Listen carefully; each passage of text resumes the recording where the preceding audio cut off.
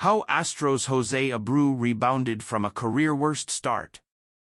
Arlington, Texas, in the worst of times for Jose Abreu, among the many days and weeks of professional failure for someone who had had so much success, he ran into Reggie Jackson, the Hall of Famer who serves as an advisor in the Houston Astros organization, at Minute Maid Park. The two men walked across the outfield early one May afternoon, and Abreu, speaking in Spanish, quietly talked and talked and talked, Jackson recalled late Thursday night. And Jackson listened. Maybe Abreu sought out Jackson because he's a former MVP, someone who could relate to Abreu's challenges as a slugger with high expectations for himself. Maybe it was because Jackson is part of the Astros leadership. Or maybe it was because Jackson understands what it means to be a star moving from one team to another, and feeling like you're letting new teammates down.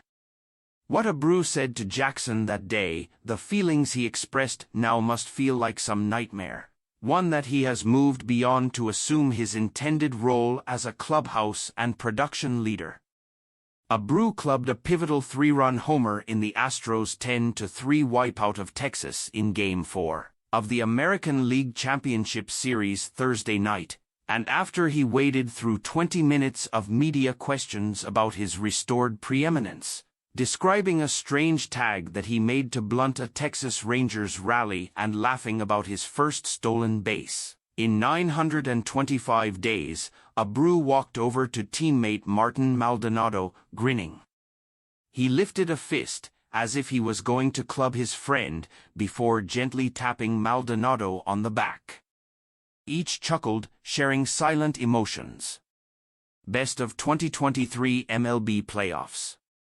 We've got you covered on all things October baseball. Schedule, bracket, standings. Ranking the 4 LCS teams.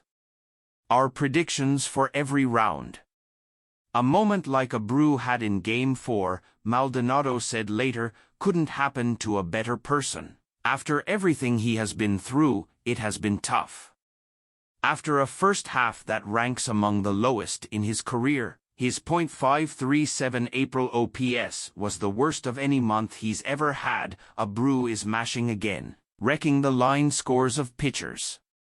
He's clubbed 4 homers in 8 games in this postseason, driving in 11 runs, the sort of production the Astros envisioned when they signed Abreu to a 3-year, $58.5 million deal in the offseason.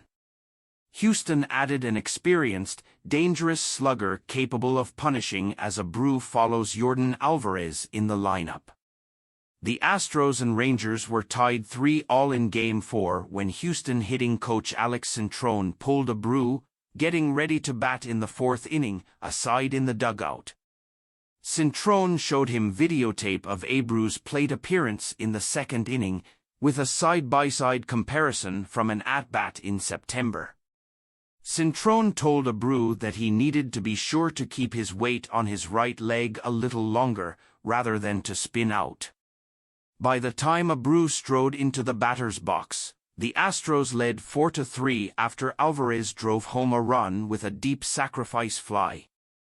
Cody Bradford, the left-hander brought in to face Alvarez, now had to deal with Abreu with 2 runners on base. Bradford tried to pump a 91 mph fastball past him, without success. Out in the visitors' bullpen, the Astros' Hunter Brown initially thought he might be able to catch Abreu's drive, only to watch it soar into the seats way over his head, 438 feet from home plate. Abreu trotted around the bases, and teammates spilled onto the apron of the Houston dugout, celebrating, pointing at him. Javier Bracamont, an Astros coach in the bullpen, ran around happily among the relievers. Afterward, Abreu would look at Cintron's tablet again to see the at-bat once more. It was a great swing, Abreu would later say in Spanish. I think the team, in that moment, needed something to open up the scoring a little bit more. Just grateful for what life has given me. It was a really pretty swing. When I watched it back on the iPad, it reminded me of who I am. Teammate Mauricio Dubin said, "He's an ox. He's a strong man. There's nothing to be surprised about." One inning later, Abreu came up big again. The Rangers started to counterattack, with 2 runners on base and nobody out in the 5th inning. Corey Seager smashed a line drive right at Abreu, who speared the ball and tried to tag out Marcus Semien as the runner slid back into first base. Semien was called safe, but the Astros asked for a replay review which would show what Abreu said he felt, that he had brushed the batting glove hanging out of Semien's back pocket.